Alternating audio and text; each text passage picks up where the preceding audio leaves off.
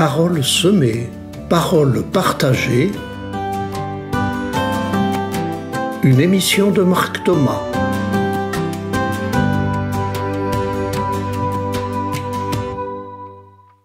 Bonjour chers amis auditeurs et auditrices. J'intitule cette émission « Que devons-nous faire ? Simplement être humains et solidaires ». Je continue en ce troisième dimanche de l'Avent à explorer avec vous l'inouï de ce Dieu qui choisit de s'incarner dans la réalité du monde d'aujourd'hui tel qu'il est. L'évangile de ce dimanche nous présente toutes celles et tous ceux qui viennent rejoindre Jean le Baptiste dans le désert pour un baptême de conversion. Quelle contradiction! Venir au désert pour se plonger dans l'eau. Quelle bonne nouvelle cette contradiction! C'est dans nos déserts qu'il baptise. Plonger dans l'eau là où nous sommes desséchés pour redevenir fertiles. Ou si vous préférez, voir jaillir les sources au milieu de nos terres desséchées. Irriguer nos déserts. Laissons Jean crier dans les déserts qui sont les nôtres. Le désert relationnel d'un pardon impossible à donner ou à recevoir. Le désert de nos jalousies et de nos méfiances qui nous éloignent des autres. Le désert où nous nous recroquevillons parfois, croyant moins souffrir en nous cachant au fond d'un trou. Le désert quand nos moi d'abord finissent par faire le désert autour de nous. Les déserts de la tristesse, de l'incompréhension, de la déprime, de la solitude. Les déserts que traversent celles et ceux qui se sentent abandonnés, exclus, rejetés. Les déserts des villes et des villages rasés par les bombes des pays en guerre. Le désert du virtuel et de certains jeux en ligne qui nous coupent des relations réelles. Ces déserts qui habitent chacun de nous et que nous sommes seuls à connaître. Ces déserts intérieurs qui ont tous en commun d'être desséchés et sans vie. Ce sont ces déserts que Jean vient plonger dans l'eau pour les irriguer, les vivifier. Plonger au plus profond pour transformer les déserts en terre fertile. Nous sommes des êtres désertiques et nous voici plongés dans l'eau qui fait revivre. Voilà la vraie conversion, le vrai retournement qui nous est proposé en ce temps de l'Avent.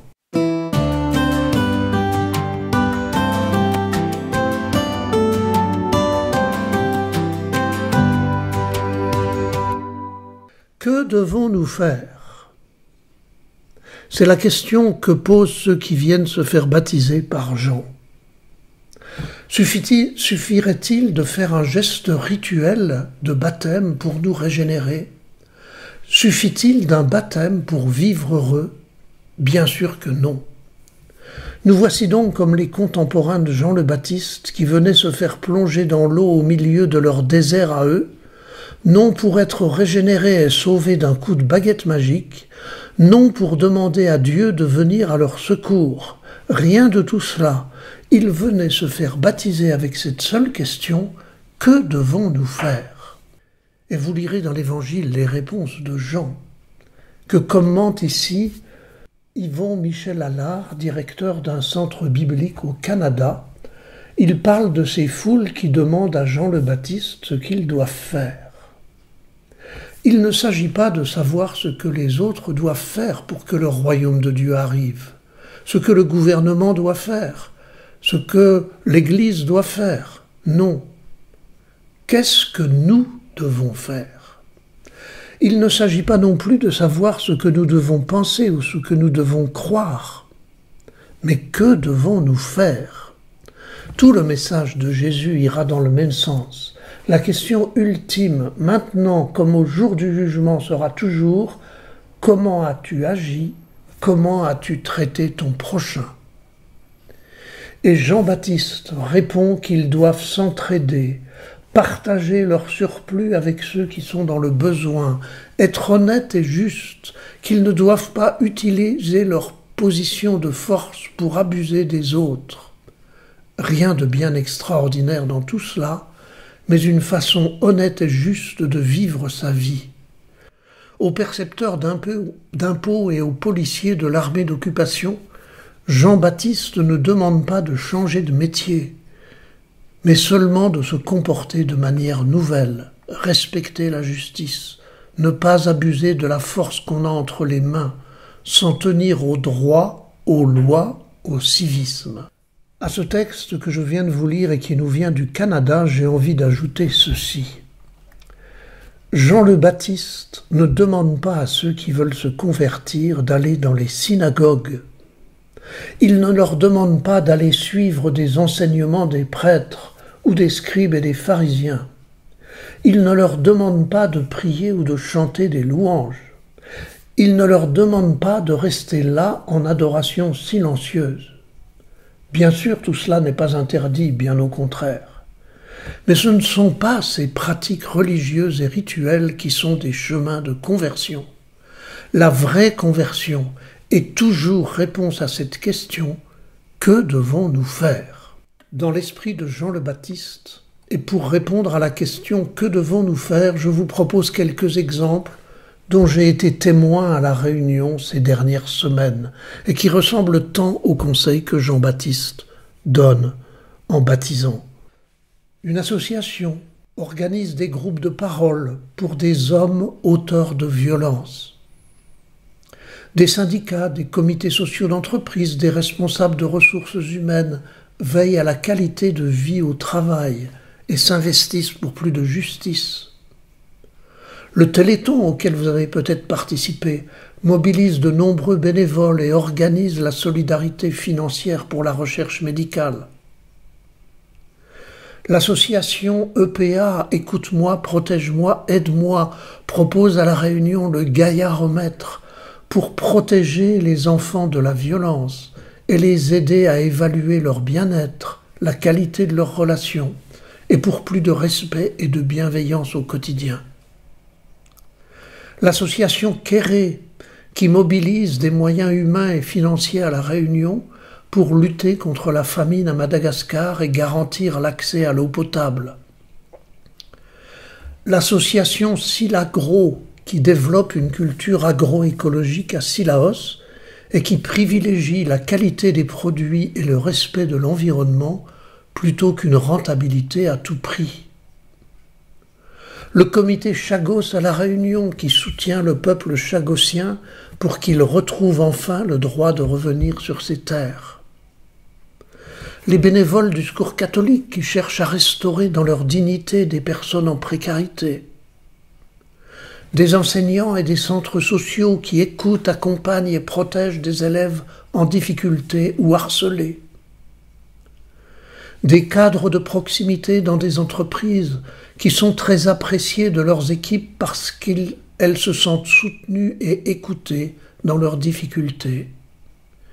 Et puis mes voisins qui viennent prendre de mes nouvelles quand ils ne m'ont pas vu depuis longtemps, et tous les petits gestes solidaires qui ne font pas de bruit entre voisins. Et vous pouvez continuer la liste avec vos exemples.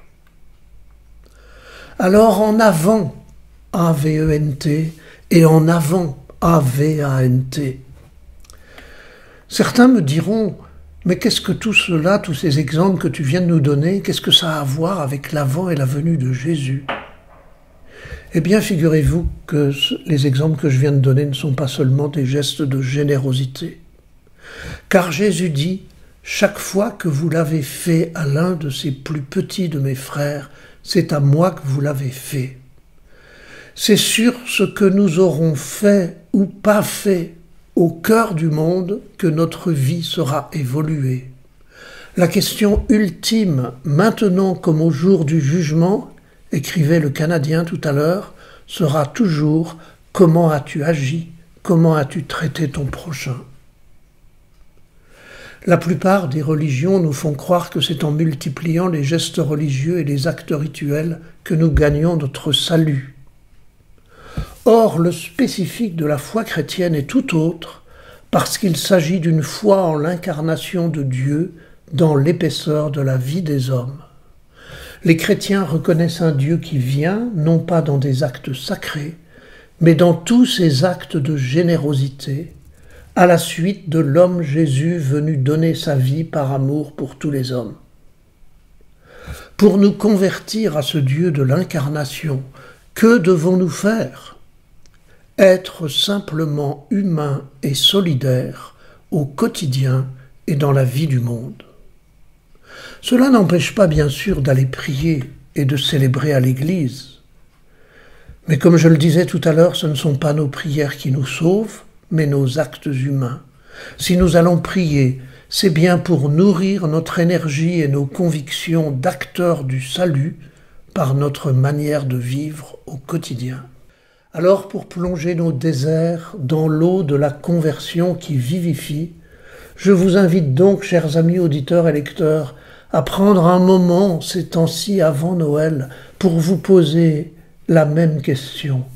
Que devons-nous faire dans nos vies quotidiennes, dans nos relations, dans nos engagements dans la société pour les rendre plus humains et plus solidaires? Que dois-je faire, moi? Que doit faire chacun de nous, avec mes compétences et mes limites, avec mes qualités et mes défauts, pour vivifier en moi ce qui s'est asséché?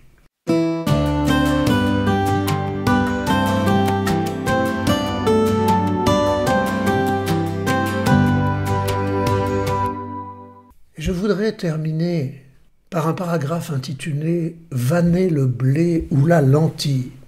Dans l'évangile de ce jour, Jean reprend l'image de Jésus en le décrivant comme celui qui tient à la main la pelle à vanner pour nettoyer son aire à battre le blé. Il amassera le grain dans son grenier, quant à la paille, il la brûlera au feu qui ne s'éteint pas. Vanner le blé consiste à séparer les grains de blé de cette pellicule de paille qui les enveloppe.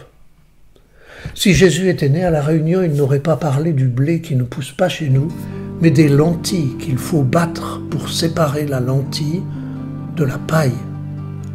D'un côté, le grain de blé ou la lentille vivant et vivifiant qui vont devenir nourriture ou semence d'une nouvelle récolte.